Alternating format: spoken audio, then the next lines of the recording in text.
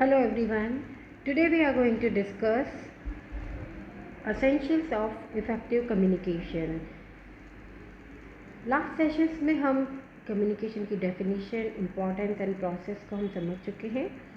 आज हम डिस्कस करेंगे प्रभावी संचार के महत्वपूर्ण तत्व कौन कौन से हैं।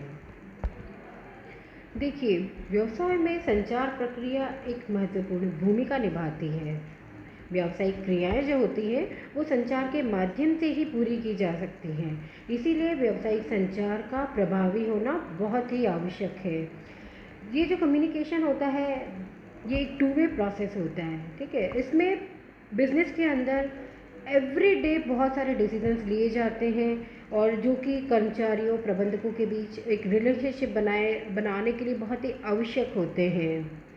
और बिजनेस की जो प्लान्ड ऑब्जेक्टिव्स होते हैं उनको पाने के लिए मैनेजर्स अपने जो सबऑर्डिनेट्स होते हैं उनके साथ रेगुलर कम्युनिकेशन करते रहते हैं, जिससे उन्हें ये पता चलता है कि सबऑर्डिनेट्स को काम करने में क्या क्या कठिनाइयाँ आ रही हैं, उन कठिनाइयों को किस तरह से दूर किया जा सके, उन्हें किस तरह से मोटिवेट किया जा सके ताकि वो बहुत ही अच्छे तरीके से अपने जो परफॉर्मेंस है उसे कर सकें। और ये सब कब पॉसिबल हो पाता है?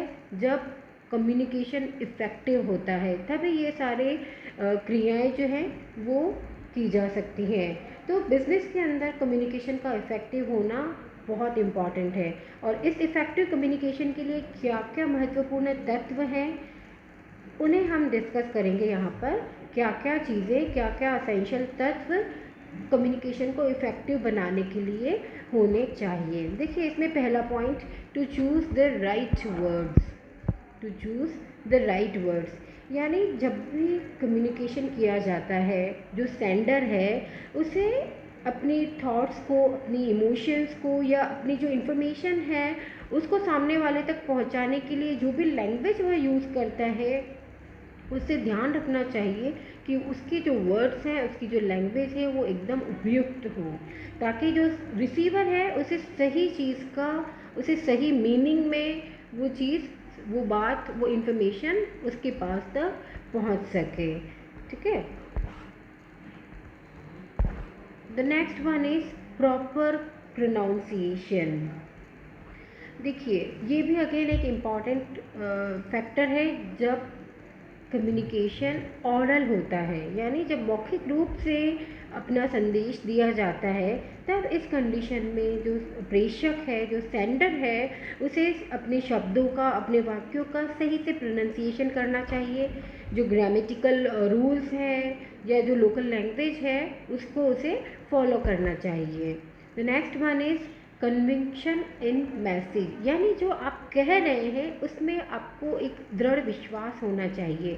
जो प्रेषक है उसे ये पता होना चाहिए कि वह क्या संदेश देना चाहता है और वह क्या दे रहा है, और उसे उसके ऊपर खुद को उसमें ट्रस्ट होना चाहिए। इससे क्या होगा, जो फ्यूचर प्लानिंग होती है और जो डिसीजन मेकिंग होती है वो इजी हो जाती है, और जो जो रिसीवर है उसे भी अपना फीडबैक देना इजी हो जाता है। The next one is cordial relation between sender and receiver. देखिए, यहाँ पर एक जो रिलेशनशिप की बात की गई है वो अगेन इम्पॉर्टेंट चीज़ है कि जो भी सेंडर और रिसीवर है, यानी जो सूचना देने वाला है और जो सूचना लेने वाला है, उनके बीच में संबंध मधुर होते हैं। और ये कब हो पाएंगे?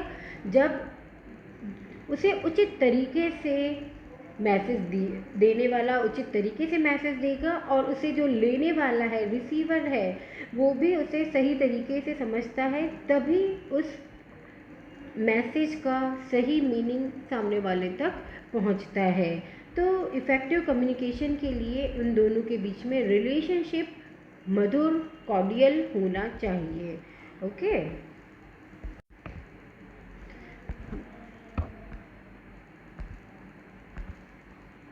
Next one is brevity and precision, यानी संक्षिप्तता और यथार्थता।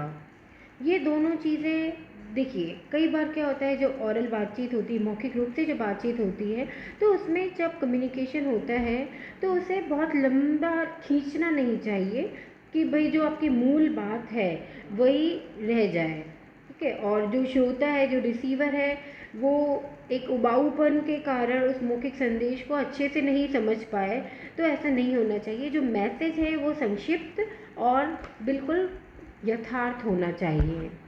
ठीक है। The next one is team spirit. एक कोई भी कंपनी है उसके अंदर जो कम्युनिकेशन है उसको इफ़ेक्टिव बनाने के लिए एक ये इम्पॉर्टेंट चीज़ है कि जो उसमें जो एम्प्लॉइज़ काम करते हैं उनके बीच में एक टीम स्पिरिट होनी चाहिए, एक दल की भावना जिसे कहते हैं कि हम सब एक है, ये वाली भावना उनके अंदर होनी चाहिए।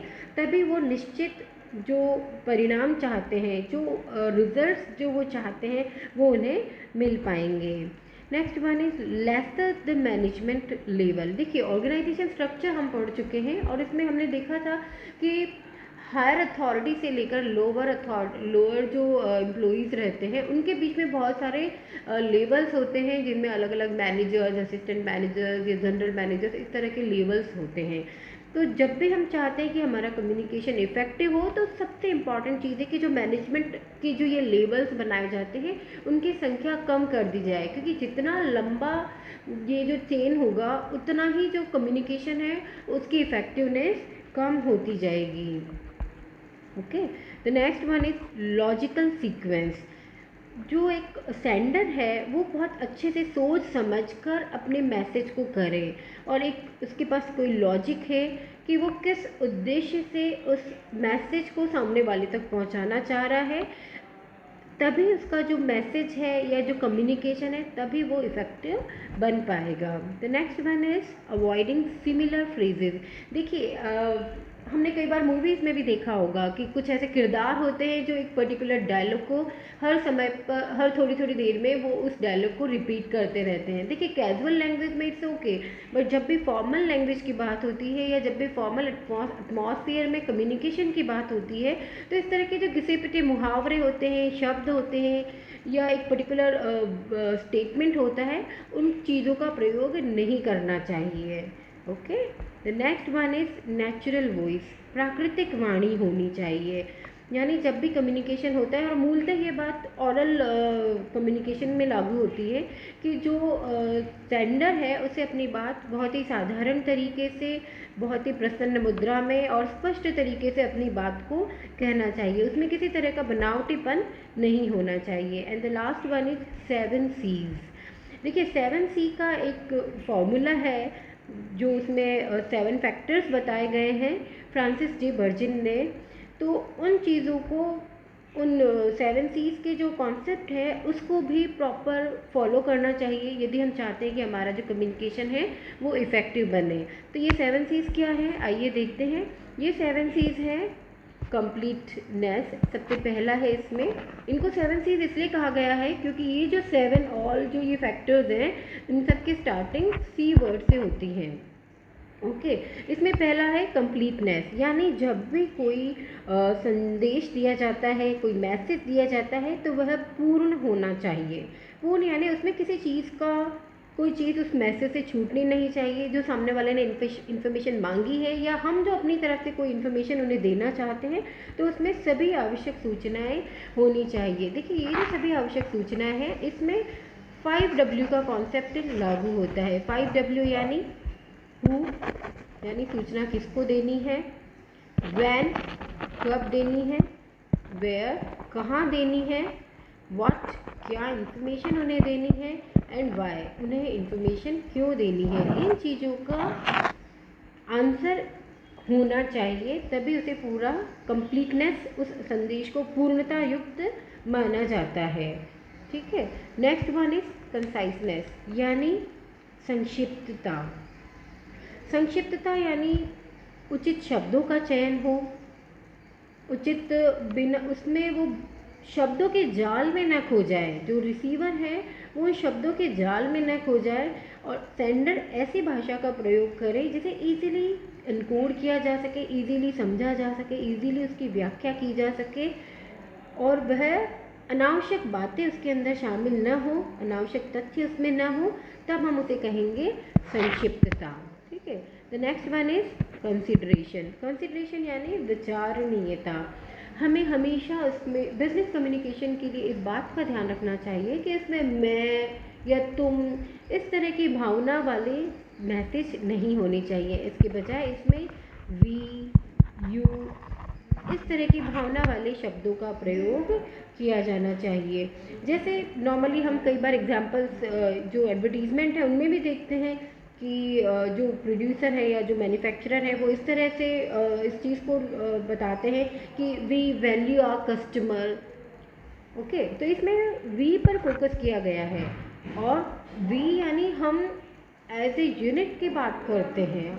हम उसमें कंज्यूमर्स को अलग नहीं रखते बल्कि उन्हें भी हम अपना एक यूनिट मानते हैं। ठीक है, नेक्स्ट वन इज कंक्रीटनेस यानी निश्चितता। जो एक सेंडर इन्फॉर्मेशन देना चाहता है वह निश्चित होनी चाहिए, यानी उसे पता होना चाहिए कि वह क्या कहना चाह रहा है। ऐसा नहीं है कि वह खुद भी एम्बिग्विटी में हो, क्योंकि अनिश्चितता के आधार पर जो निर्णय लिए जाते हैं वो जनरली गलत साबित होते हैं। तो निश्चितता कैसे लाई जा सकती है कि उसमें विशेष तथ्यों का प्रयोग हो, उसमें कुछ डेटा का इंफॉर्मेशन हो, उनमें आपस में एक कंपैरिजन किया गया हो, मतलब कुल मिला के जिन चीज़ों की आवश्यकता है उनका उसमें पूरा प्रयोग किया जाना चाहिए। And the next C is clarity. Clarity यानी स्पष्टता होनी चाहिए, यानी शब्दों का, सरल शब्दों का प्रयोग होना चाहिए, प्रभावी शब्द होने चाहिए। ठीक है, उसमें प्रॉपर पैराग्राफ बहुत अच्छी तरीके से जो सामने वाले को समझ में आ जाए, उस उतनी क्लैरिटी उसके अंदर होनी चाहिए, तब यह सी फॉर क्लैरिटी कहलाता है। ठीक है, स्पष्टता। The next one is correctness. Correctness को हम इस तरह से कहेंगे,